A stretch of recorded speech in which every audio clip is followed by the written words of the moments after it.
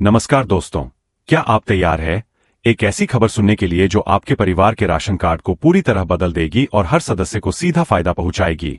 जी हां, आज की इस अपडेट में हम आपको बता रहे हैं कि सरकार ने राशन कार्ड धारकों के लिए बहुत बड़ा ऐलान कर दिया है। अब हर एक सदस्य को 7 किलो अनाज मिलेगा, परिवार की संख्या के हिसाब से, लेकिन इसमें कुछ जरूरी शर्तें भी है जो आपको जानना बेहद जरूरी है। अगर आपने अभी तक इस वीडियो को लाइक नहीं किया तो तुरंत लाइक का बटन दबा दीजिए, अपने भाई बहनों और रिश्तेदारों के साथ शेयर कर दीजिए ताकि यह महत्वपूर्ण जानकारी हर जरूरतमंद तक पहुंच जाए। और अगर आप हमारे चैनल पर नए हैं तो अभी सब्सक्राइब कर लीजिए, साथ में घंटी का आइकन भी दबा दीजिए, क्योंकि हम लगातार ऐसे सरकारी अपडेट्स लाते रहते हैं जो आपके जीवन को आसान बनाते हैं। अब सीधे बात करते हैं इस नई घोषणा की। मोदी सरकार ने राष्ट्रीय खाद्य सुरक्षा अधिनियम में बड़ा संशोधन करने का ड्राफ्ट तैयार कर लिया है, जिसमें पहले की पुरानी व्यवस्था को बदलते हुए अब अनाज का वितरण परिवार की बजाय हर सदस्य की संख्या के आधार पर होगा।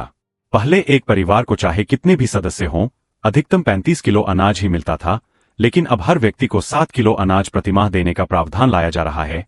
हालांकि परिवार के लिए कुल अधिकतम सीमा फिर भी 35 किलो ही रहेगी। इसका मतलब यह है कि अगर आपके परिवार में 2 सदस्य हैं तो आपको 14 किलो मिलेगा, 5 सदस्यों वाले परिवार को 35 किलो ही मिलेगा, और अगर 8 या उससे ज्यादा सदस्य है तो भी 35 किलो से ज्यादा नहीं मिलेगा। इस बदलाव से छोटे परिवारों को थोड़ा कम लग सकता है, लेकिन बड़े परिवारों में असमानता कम होगी और वितरण ज्यादा संतुलित और निष्पक्ष बनेगा। सरकार का कहना है कि इससे अंत्योदय अन्न योजना समेत अन्य योजनाओं में बेहतर पोषण सुरक्षा सुनिश्चित होगी, हर व्यक्ति को व्यक्तिगत रूप से पोषक तत्व मिल सकेंगे और पारदर्शिता बढ़ेगी।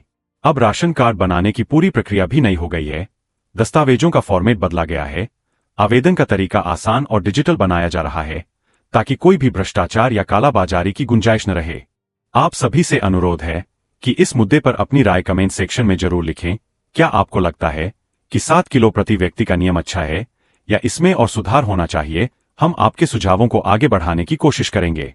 वीडियो को अंत तक जरूर देखें, क्योंकि इसमें छिपी हर छोटी जानकारी आपके काम आ सकती है।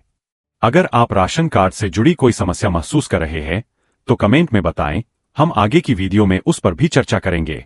याद रखिए, सरकार के इन नियमों का फायदा उठाने के लिए जागरूक होना बहुत जरूरी है, इसलिए इस वीडियो को अपने ग्रुपों में शेयर करें और ज्यादा से ज्यादा लोगों तक पहुंचाएं।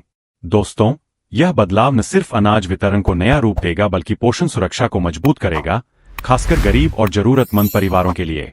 अब छोटे बड़े परिवारों के बीच का अंतर कम होगा और हर व्यक्ति को उसका हक मिल सकेगा। सरकार ने इस ड्राफ्ट को तैयार करके जनता की भागीदारी भी मांगी है, जो लोकतंत्र की सुंदरता को दर्शाता है।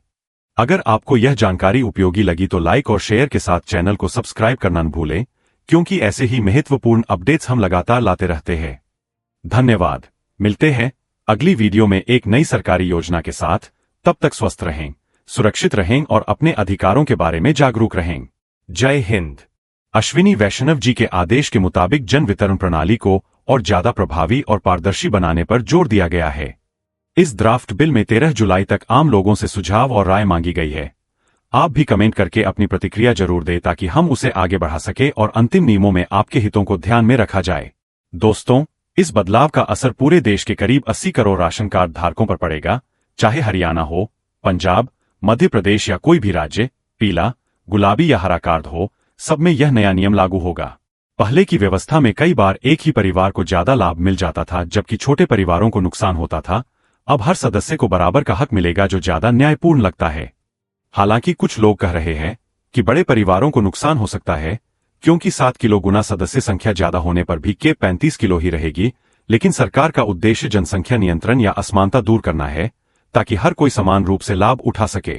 इस नई प्रक्रिया से राशन की उपलब्धता समय पर होगी, गुणवत्ता बेहतर रहेगी और पोषण स्तर में सुधार आएगा।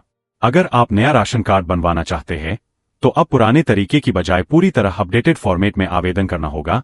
जरूरी दस्तावेज जैसे आधार, पहचान पत्र, निवास प्रमाण, परिवार के सभी सदस्यों की डिटेल्स आदि तैयार रखें। सरकार इस बदलाव से भ्रष्टाचार पर लगाम लगाना चाहती है और वितरण को डिजिटल ट्रैकिंग से जोड़ रही है। हम सभी जानते हैं कि पहले कई जगहों पर अनाज की चोरी या कम वजन मिलने की शिकायतें आती थीं। अब उम्मीद है कि पारदर्शी सिस्टम से यह सब कम होगा। इस ड्राफ्ट के लागू होने के बाद आपके जीवन पर क्या असर पड़ेगा, क्या फायदे होंगे या कुछ चुनौतियां भी आएंगी, यह समय बताएगा। लेकिन फिलहाल यह आपके हित में एक सकारात्मक कदम साबित हो सकता है।